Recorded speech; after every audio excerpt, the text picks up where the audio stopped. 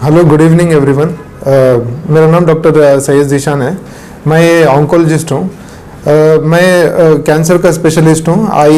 मैं बहुत से हॉस्पिटल्स में काम करता हूँ। मेरी स्पेशलाइजेशन है रेडिएशन और कीमोथेरेपी का ट्रीटमेंट में। मेरा ऑन्कोलॉजी में 10 to 12 इयर्स का एक्सपीरियंस है। आई हैव वर्कड बहुत से हॉस्पिटल्स में मैं काम कर चुका हूँ, बेंगलुरु के हॉस्पिटल्स में। मेरा specialisation head and neck cancer है, फिर ब्रेस्ट कैंसर है, फिर पेल्विक कैंसर है, फिर ब्रेन ट्यूमर्स है। तो जनरली मैं आज मकसद ये है कि थोड़ा कैंसर के बारे में थोड़ा अवेयरनेस दें सब लोगों को। तो जनरली मैं ब्रीफली मैं आपको सबको एक्सप्लेन करूँगा कि कैंसर क्या है। कैंसर एक ऐसी बीमारी है जिसमें क्या होता है, एक सेल रहता है। हमारे बॉडी के अंदर नॉर्मल सेल्स रहते हैं, बट कैंसर में क्या होता है, अबनॉर्मल सेल्स वो अबनॉर्मली डिवाइड होके मल्टीप्लाई होते हैं। तो नॉर्मल यूजुअली क्या रहता है, नॉर्मल इतने ही सेल्स रहना करके रहता है, एक प्रोड्यूस होते रहते हैं फिर मरते रहते हैं। बट कैंसर सेल्स में ज़्यादा प्रोडक्शन होता है, सेल्स ज़्यादा एकदम बढ़ते रहते हैं फिर मरते नहीं हैं। तो वो एक बार वो जो सेल्स रहते हैं फिर एक जगह से दूसरी जगह जाके स्टेज बढ़ते रहते हैं। स्टेज 2 होता है, स्टेज 3 होता है, और वो लिम्फ नोड्स में जाता है बॉडी में, फिर दूसरी जगह जाता है। तो लास्ट स्टेज में भी जा सकता है, इट कैन गो टू कोई भी इसमें भी जा सकता है कि ब्रेन में भी जा सकता है, वो स्टेज 4 हो जाएगा। तो यूजुअली कैंसर का ट्रीटमेंट उसके स्टेज के हिसाब से होता है। तो कैंसर का ट्रीटमेंट मेनली 3 चीज़ों में होता है। एक तो होता है रेडिएशन, एक तो होता है सर्जरी, और एक होता है कीमोथेरेपी। तो सर्जरी और रेडिएशन हम लोग इसको बोलते हैं कि localise treatment. Localise treatment means जब कैंसर एक ही जगह रहता है तो हम लोग उसको निकाल देते हैं, सर्जरी करके उसको निकाल देते हैं। फिर अगर कुछ बच भी गया रेडिएशन देने के, तो हम लोग रेडिएशन देते हैं। अगर समझे कि सर्जरी करने के बाद थोड़ा सेल्स बच गया वहाँ पे, ऐसा करके उसके बाद हम लोग रेडिएशन भी दे सकते हैं। तो कीमोथेरेपी हम लोग मेनली यूज़ कर सकते हैं metastatic settings means, metastatic means stage 4 में, जहाँ पे क्या होता है कि कैंसर सब जगह फैल गया होता है। तो हम लोग उसको कीमोथेरेपी एक इंजेक्शन की तरह, उसको बोलते हैं सिस्टमिक थेरेपी। तो वो क्या होता है, इंजेक्शन की तरह देते हैं, वो बॉडी के जहाँ पे भी कैंसर सेल रहता है वहाँ पे एक्ट करता है। तो usually cancer treatment mix of treatment रहता है। ऐसा नहीं कि सिर्फ एक ही ट्रीटमेंट होता है कि सिर्फ सर्जरी होता है, ऐसा नहीं है। तो उसमें पूरा मिक्स रहता है कि सर्जरी भी हो सकता है, फिर कीमोथेरेपी भी हो सकता है, रेडिएशन भी हो सकता है।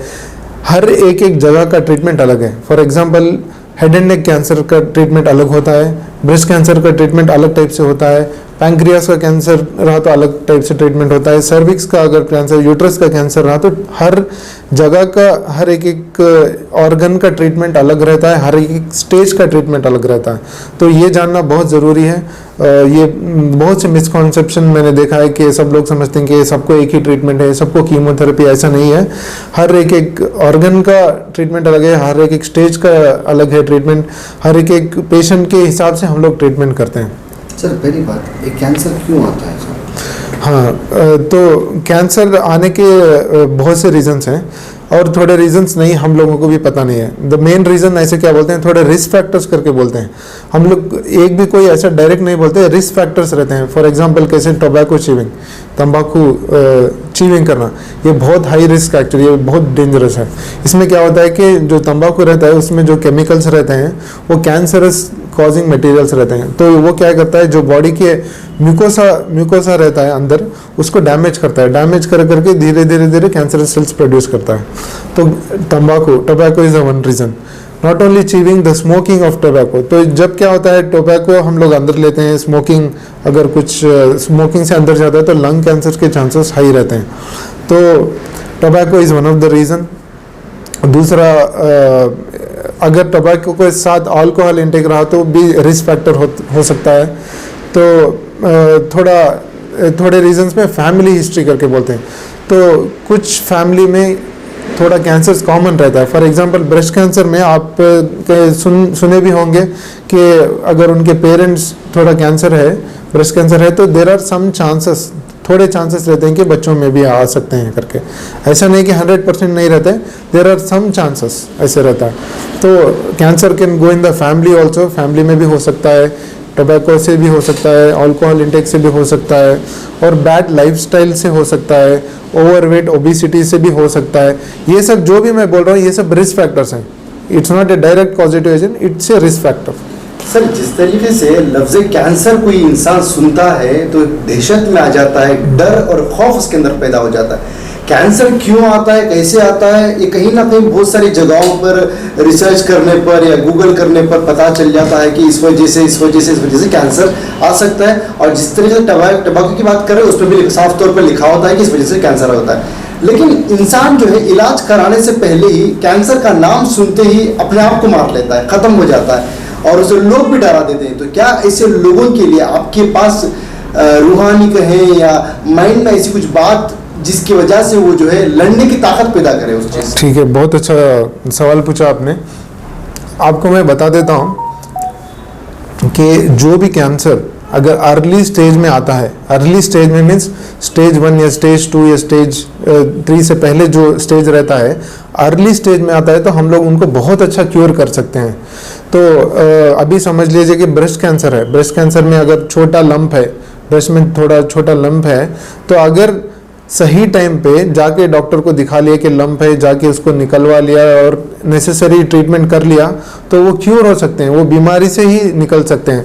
बट यूजुअली क्या रहता है, डर के लोग जाते नहीं है, वो स्टेज 1 जाके बड़ा होके एकदम स्टेज 4 में रीच हो जाता है, फिर वो डर के मारे इतना बड़ा होता है कि उनको बहुत ज़्यादा तकलीफ होती है, तभी आते हैं।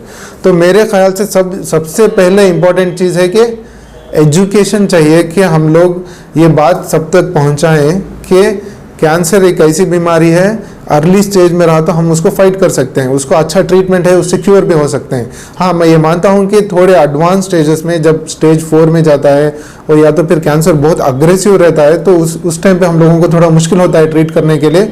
बट उस स्टेज में भी हम लोग कंट्रोल कर सकते हैं बीमारी को। ऐसा नहीं कि क्योर करना थोड़े कैंसर्स में मुश्किल है, मैं मानता हूँ ये बात, बट हम लोग बीमारी को कंट्रोल कर सकते हैं। ये पुराने टाइम से अभी नए मेडिसिन आ गए हैं, नए ट्रीटमेंट आके हैं। तो इससे क्या होता है कि एक ट्रीटमेंट हम लोग दिया, अगर वो काम नहीं किया तो हम लोग और एक नेक्स्ट ऑप्शन के लिए जाएंगे, अगर वो नहीं हुआ तो दूसरा ऑप्शन ट्राई करेंगे। तो आजकल की नई टेक्नोलॉजी में नए टेक्नोलॉजीज़ की वजह से नए ट्रीटमेंट टेक्निक्स हैं, नए मेडिसिन आके हैं, तो हम लोग दूसरे टेक्निक ट्राई कर सकते हैं। तो वो है। तो दूसरी बात मैंने जैसे आपको समझाया कि ये इंपॉर्टेंट है कि सब कैंसर नहीं एक सेम नहीं रहता है, थोड़े अर्ली स्टेजेस में हम लोग उसको क्योर कर सकते हैं। तो इसलिए ये इंपॉर्टेंट आपके लिए है कि डरना नहीं है। अगर कुछ आपके अंदर बॉडी के अंदर कुछ आपको ऐसा लगा कि कुछ नया स्वेलिंग आया है या तो फिर कुछ ब्लीडिंग है या फिर आप कुछ अबनॉर्मल फील किए तो डॉक्टर के पास जाके दिखा सकते हैं। अगर आपको कैंसरस की कुछ लीजन रखता है तो आप एक ऑन्कोलॉजिस्ट से आके मिल सकते हैं, ठीक है। तो इम्पॉर्टेंट ये है कि एजुकेशन समझना, सब लोग समझना है कि इसको डायग्नोसिस जल्दी करना है और डरना नहीं है। इसका ट्रीटमेंट है, हर चीज़ का ट्रीटमेंट, ऐसा नहीं कि ट्रीटमेंट नहीं है करके नहीं है, हर चीज़ का ट्रीटमेंट है और उसको अच्छा कंट्रोल भी कर सकते हैं। सर जिस तरीके से बीमारी पैदा हो रही है और बीमारी का इलाज कैसे किया जाता है और आप किस चीज़ के माहिर हैं, ये सब तफसील से आपने बताया है। अगर कोई पेशेंट इस वीडियो को क्लिप को देखने के बाद आपसे रब्ता करना चाहे तो कहाँ आकर आपसे मुलाकात कर सकते हैं? ठीक है, अभी ट्रीटमेंट के लिए आप आ सकते हैं बैप्टिस्ट हॉस्पिटल हेब्बाल में है, और मैं साइड केयर हॉस्पिटल भी जाता हूं और HCG हॉस्पिटल जो कॉरपोरेशन में है वहां पे भी जाता हूं। लिंक में आपको मैं अपना एड्रेस और नंबर आपको दे देता हूं और वेबसाइट और सब दे देता हूं, आप मुझे कांटेक्ट कर सकते हैं। तो आप आके कुछ डाउट्स हैं तो भी क्लियर कर सकते हैं, ऐसा नहीं है किसी बीमारी ऐसा कुछ है, डाउट्स रहे तो भी आके मिल सकते हैं। तो any time free to talk to me. आपकी मदद के लिए मैं जो भी है मैं मदद करूँगा ज़रूर।